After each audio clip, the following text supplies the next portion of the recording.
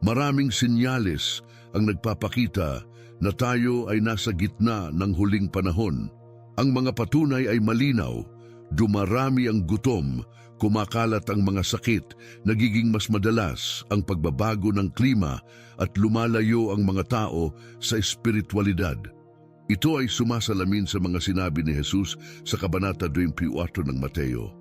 Nagbabala siya, maglalaban-laban ang mga bansa, mag-aaway-away ang mga kaharian, magkakaroon ng mga taggutom at lindol sa iba't ibang lugar, at ito ay simula pa lamang ng mga kahirapan. Kayo ay uusigin dahil sa inyong pananampalataya. Sa mga araw na iyon, marami ang mawawalan ng pananampalataya, magtataksil at magkakapuotan sa isa't isa. Magsisilitaw ang mga huwad na propeta at lilinlangin ang maraming tao. Sa pagdilim ng mundo, manlalamig ang pagmamahal sa maraming puso. Ang paglaganap ng kasamaan ay tanda ng nalalapit na pagbabalik ni Kristo, isang pangyayaring ating nakikita ngayon. Ngunit maaari ba nating isisi lamang sa pagkakataon ng paghina ng awa? Sa kasamaang palad, hindi. Pinatotohanan ito ni Apostol Pablo sa kanyang liham kay Timoteo. Alamin mo na sa huling araw ay magkakaroon ng mahihirap na panahon. Ang mga tao ay magiging makasarili, hahamakin ng iba, magiging mayabang, mapang-alipusta, hindi susunod sa magulang, walang utang na loob, hindi moral, walang pagmamahal sa pamilya, mapanirang puri, hindi mapagbigay, walang pagpipigil sa sarili, malupit, ayaw sa kabutihan, taksil, padalos-dalos, mayabang, mas mahilig sa kalayawan kaysa sa Diyos, nagpapakita ng relihiyosidad, ngunit tinatanggihan ang kapangyarihan nito. Tayo nga ay nasa katapusan ng panahon, isang katotohanan na nais kong ipaliwanag ngayon sa pamamagitan ng pagtalakay sa 7 pangunahing kasalanan na nag-aanunsyo ng pagbabalik ni Kristo. Kung hindi mo pa napapansin ang mga senyales na ito, ihanda ang iyong sarili na mabigla habang ibinubunyag ko ang bawat isa sa kanila. Isa itong hindi ka nais-nais na katotohanan na ang mga kasalanang ito ay naroroon sa ating pang-araw-araw na buhay. Umaasa ako na iniiwasan mo ang mga ganitong pagkakamali. Bago tayo magsimula sa ating talakayan, hinihiling ko na suportahan mo ako. Kung hindi ka pa nakaka-subscribe, paki-subscribe na ngayon. Gayon din, magiging malaking tulong ang iyong like at pag-activate ng notifications. Walang anumang pagkaantala, tayo na at magpatuloy. Ang ating unang paksa, ang pagiging makasarili. Tulad ng sinabi ni Apostol Pablo sa 2 Timoteo, ang pagiging makasarili ay laganap. Tingnan mo lang ang social media para makita ito. Patuloy na ipinagmamalaki ng mga tao ang kanilang mga tagumpay nang hindi iniisip ang iba o ang Diyos. Ang pagiging makasarili ay isa sa mga pinakamalalang espiritual na sakit ngayon. Sumisira sa kakanyahan ng pagkatao at lumalayo sa mga tao mula sa banal. Ito ay salungat sa mga utos ni Jesus. Mahalin ang Diyos ng buo mong puso at mahalin ang iyong kapwa tulad ng iyong sarili. Sa kasamaang palad, laganap ang pagiging makasarili sa ating mundo, ngunit bilang mga Kristiyano, dapat tayong lumaban. Dapat nating sundin ang halimbawa ni Kristo na dumating hindi upang paglingkuran, kundi upang maglingkod at isinakripisyo ang kanyang buhay para sa sangkatauhan. Handa ka bang isuko ang iyong mga naisin upang sundin ang kalooban ng Panginoon? Pag-isipan mo ito. Ngayon, tayo ay magpatuloy sa pangalawang kasalanan, ang kasakiman. Ang kasakiman o ang pagmamahal sa pera, tulad ng binanggit ni Apostol Pablo, ay ang susunod na kasalanan sa ating listahan. Tulad ng kanyang sinabi, ang pagmamahal sa pera ay ugat ng lahat ng kasamaan. Ang ilang tao na hinihimok ng pagnanais sa yaman ay lumalayo sa pananampalataya at nagdurusa ng maraming pagsubok. Naitanong mo na ba kung ilang krimen ang nagagawa araw-araw sa buong mundo sa paghahangad ng yaman? Mula sa pandaraya hanggang sa pagnanakaw, mula sa pagpatay hanggang sa digmaan, ang mga pamilya ay nawasak at ang mga pangarap ay nabasag, lahat sa pagtakbo sa pera. Gayunpaman, mahalagang maintindihan na ang pera mismo ay hindi likas na masama. Ito ay isang regalo mula sa Diyos na inilaan upang suportahan tayo at tulungan ang mga mas kapuspalad. Ang tunay na problema ay ang ating pagkakabit sa mga material na bagay. Tulad ng nakita natin sa talata, maraming tao ang labis na naghihirap dahil sa kanilang pagmamahal sa pera. Ang katotohanan ito ay laganap ngayon. Maraming mayayamang tao, sa kabila ng kanilang pinansyal na seguridad, ay madalas na nakikipaglaban sa depresyon, pagkabalisa at mga atake ng sindak dahil sa hindi mapigilang pagnanais na magkaroon ng higit pa. Kaya, mahal kong kaibigan, mag-ingat ka. Ang mga taong nagbibigay ng prioridad sa kayamanan, higit sa lahat, ay tumitigil sa paghahanap sa Diyos, lumalayo sa pananampalataya. Ngayon, tayo ay magpatuloy sa pangatlong kasalanan, ang imoralidad, ang kakulangan ng integridad na moral na nagmamarka sa mga huling araw bago ang pagbabalik ni Jesus ay maliwanag. Isang sulyap lamang sa telebisyon o sa social media at makikita mo ang baha ng kahalayan at sexualidad. Ang mga app ay hinihikayat ang mga tao na magpalitan ng mga pribadong larawan at video kapalit ng pera, habang ang mga kalalakihan at kababaihan hinihimok ng kasakiman ay nagpapakita sa mga estranghero ng walang pag-aalinlangan. At huwag nating kalimutan ang paglaganap ng mga website na nakatuon sa mga naghahanap ng mga relasyong labas sa kasal. Ang talagang nakakabahala ay ang normalisasyon ng ganitong mga pag-uugali. Ang paglabag sa mga pamantayang moral ay isang insulto sa Diyos sapagkat siya ay likas na puro. Itinuturo sa atin ng Biblia, iwasan ang pag-indulge sa mga gawaing immoral, habang ang ibang mga kasalanan ay nakakaapekto sa mga panlabas na aksyon. Ang immoralidad ay direkta na nakakaapekto sa sarili mong katawan. Hindi mo ba alam na ang iyong katawan ay isang banal na templo para sa banal na espiritu na naninirahan sa iyo, isang regalong ipinagkaloob ng Diyos, at sa makatuwid, hindi ka lamang sa iyong sarili. Mga kapatid, kung nais natin ang walang hanggang unyon kay Kristo at nagnanais na maghari kasama siya, kailangan nating magsisi sa ating mga paglabag at maghanap ng isang buhay ng katuwiran. Kaya, iwasan natin ang imoralidad at italaga ang ating sarili sa pagluwalhati sa Diyos. Ngayon, pag-usapan natin ang tungkol sa blasphemia, ang pinakamatinding kasalanan na maaaring gawin na sa kasamaang palad ay laganap sa maraming anyo tulad ng sa mga soap opera, pelikula, musika at maging sa internet. Pagbulay-bulayan natin ang mga salita ni Jesus. Sinisiguro ko sa inyo, ang bawat paglabag at blasphemia ay maaaring mapatawad, maliban sa blasphemia laban sa banal na espiritu. Ang kapatawaran ay magagamit para sa paninirang puri, mga blasphemia at mga kasinungalingan, mga pag-uugaling madalas ipakita ng mga Pariseo laban kay Jesus. Ngunit kinilala rin ni Jesus ang posibilidad ng kapatawaran para sa mga ganitong gawa. Gayunpaman, ang kritikal na panganib ay nasa pagblasphemia sa banal na espiritu. Bakit? Sapagkat ang banal na espiritu ang may papel na kumbinsihin ang mga tao sa kanilang mga kasalanan, gabayan sila patungo sa pagsisisi at tulungan ang kanilang kaligtasan.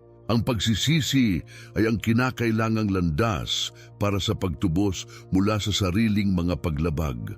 Ang mga nagpapakalat ng masamang salita laban sa banal na espiritu ay binabaliwala ang tanging nilalang na may kakayahang magtulak sa kanila na talikuran ang kanilang mga kasalanan at maghanap ng kapatawaran. Maaaring itanong mo, nagawa ko na ba ang ganitong klase ng masamang salita? Ang sinumang nakadarama ng tunay na pagsisisi ay hindi nagkasala ng blasfemya laban sa banal na espiritu. Malinaw na ipinahayag ni Jesus na tatanggapin niya ang lahat ng lumalapit sa Kanya. Kaya ipagtapat mo ang iyong mga kasalanan at ang kapatawaran ay ipagkakaloob sa iyo. Ngayon, harapin natin ang ikalimang kasalanan, ang pagpapalayaw sa sarili. Ilang beses tayo nagtatago sa kaginhawahan, umiiwas sa pagbabago at nananatiling hindi gumagalaw. Ang malinaw na senyales ng pagkakomplesensya ay lumilitaw kapag iniiwasan natin ang mga desisyon o responsibilidad na maaaring manggulo sa ating kaginhawahan. Ngunit bakit ito itinuturing na kasalanan? Sapagkat ang pagtupad sa tawag ng Diyos at ang pagpapalaganap ng Kanyang salita ay nangangailangan ng paglampas sa mga hangganan ng kaginhawahan. Ipinahayag ni Apostol Pablo na ang Ebanghelyo ay sumasalamin sa nagbabagong kapangyarihan ng Diyos para sa kaligtasan. Kaya may kakayahan ng Ebanghelyo na baguhin ang mga buhay at ayusin ang mga wasak na pamilya. Subalit, ang pagiging komplasente ay humahantong sa pagiging kontento lamang sa pagdalo sa simbahan na nagkukunwaring natupad na ang kanilang mga tungkulin bilang Kristiyano at tinalikuran ang imperatibo na ibahagi ang pag-ibig ng Diyos. Sa makabagong panahon, ang paglaganap ng mga distraksyon at libangan ay umabot sa hindi pa narating na antas. Oras, araw at linggo ay nauubos sa mga maraton ng TV series, musika, laro at pakikisalamuha, madalas na binabaliwala ang nalalapit na pagbabalik ni Jesus. Ang paglaban sa kasalanang pagpapalayaw sa sarili ay nangangailangan ng pagtagumpay sa mga pagnanasa ng laman at pag-align sa mga sumusunod sa landas ng Diyos. Sabi sa Santiago 4:17, ang nakakaalam na gumawa ng mabuti at hindi ito ginagawa ay nagkakasala. Ngayon tuklasin natin ang ika-6 na kasalanan, ang pagmamataas. Ang isang mapagmataas na tao ay naniniwala na sila ay nakahihigit sa iba, tinatanggihan ng iba't ibang pananaw sa ilalim ng pag-aakalang sila ay hindi nagkakamali. Ang kanilang pride ay humahadlang kahit sa kanilang debosyon sa Diyos. Sa kasamaang palad, ang pagmamataas ay kalat na kalat sa lipunan, nakikita sa mga taong nagpapahayag ng kanilang intelektual, moral at espiritual na kahusayan. Hindi nila napagtanto na ang ganitong pagmamataas ay humahantong sa pagkasira at paglayo sa Diyos. Isipin mo, ilang tao ang nakikilala mo na itinuturing ang kanilang sarili na mas marunong, mas matalino at mas banal kaysa sa iba. Gayunpaman, binalaan tayo ng kasulatan na sinasalungat ng Diyos ang mga mapagmataas ngunit nagkakaloob ng biyaya sa mga mapagpakumbaba. Kaya iwasan natin ang pagmamataas dahil ang nalalapit na pagbabalik ni Jesus ay tumatawag sa atin at tanging ang mga kumikilala sa kanilang pangangailangan sa kanyang biyaya at awa ang makakatagpo ng kaligtasan. Sa katunayan, ang kaligtasan ay nakalaan lamang sa mga nagsisisi sa kanilang mga kasalanan at naglalagay ng kanilang pananampalataya kay Kristo bilang tanging tagapagligtas. Ngayon, tuklasin natin ang ika-7 kasalanan, ang kawalang pasasalamat. Sinasaksihan ng mga kasulatan ang likas na kabulaanan at katiwalian ng puso ng tao kung saan nagmumula ang kawalang pasasalamat. Ang kawalang pasasalamat ay nagpapakita bilang kabiguan sa pagkilala sa kabutihang ipinapakita sa atin. Pag-isipang mabuti, ilang beses ka nagpahayag ng pasasalamat sa Diyos ngayon o sa nakaraang linggo. Habang umuusbong ang kawalang pasasalamat, ang mga tao ay hindi maiwasang makalimot sa pinagmulan ng kanilang mga pagpapala at hindi nagpapakita ng pasasalamat sa Diyos, ang tagapagbigay ng lahat ng kanilang taglay. Ang naratibong ito ay umaalingaw-ngaw sa kwento ni Jesus na nagpagaling ng 10 kitongin kung saan isa lamang ang bumalik para magpasalamat. na nagdulot ng pagtataka ni Kristo sa kawalang pasasalamat na ipinakita ng iba pang siyam. Kilala, ang nag-iisang mapagpasalamat na individual ay nagmula sa isang marginalized na komunidad na binibigyang diin ang aral na maging ang mga iniligtas ni Jesus ay maaaring mahulog sa parehong pagkakamali ng pagkuha ng pag-ibig at awa ng Diyos bilang isang bagay na ipinagkaloob dahil sa pamilyaridad. Kaya tandaan natin ng may kasipagan ang maraming pagpapala na ibinibigay sa atin ng Panginoon araw-araw at ipahayag natin ang tapat na pasasalamat para sa kanyang sagana na biyaya at awa. Ibahagi ang iyong pasasalamat kay Jesus. Ipahayag ang iyong pagmamahal at pagpapahalaga sa Kanya at pasalamatan siya sa lahat ng Kanyang nagawa. Ang mga kasalanang ito ay laganap ngayon, ngunit marami pang iba. Gayunpaman, ang mahalagang mensahe ngayon ay malapit na ang pagbabalik ni Jesus. Ang trumpeta ay tutunog.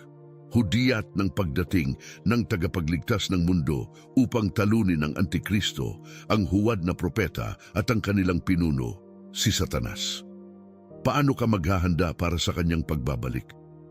Hahanapin mo ba ang Panginoon habang may oras pa o ipagpapatuloy mo ang pamumuhay na parang malayo pa ang kanyang pagbabalik? Nasa sa iyo ang desisyon. Huwag hayaang mamahala ang mga kasalanang ito sa iyong puso. Sa halip, hanapin ang kapatawaran at kaligtasan sa pamamagitan ni Jesus. Kung nais mong maligtas at makasama siya sa kanyang pagbabalik, isulat sa mga komento, Jesus, patawarin mo ang lahat ng aking mga kasalanan. Ibahagi ang mensaheng ito sa iyong mga mahal sa buhay at mag-subscribe sa channel na ito. Naway ipagkaloob sa iyo ng Diyos ang kapatawaran sa lahat ng iyong mga kasalanan at pagpalain ka ng walang hanggang mga biyaya. Amen. Ay nasa pagblasfemya sa banal na espiritu.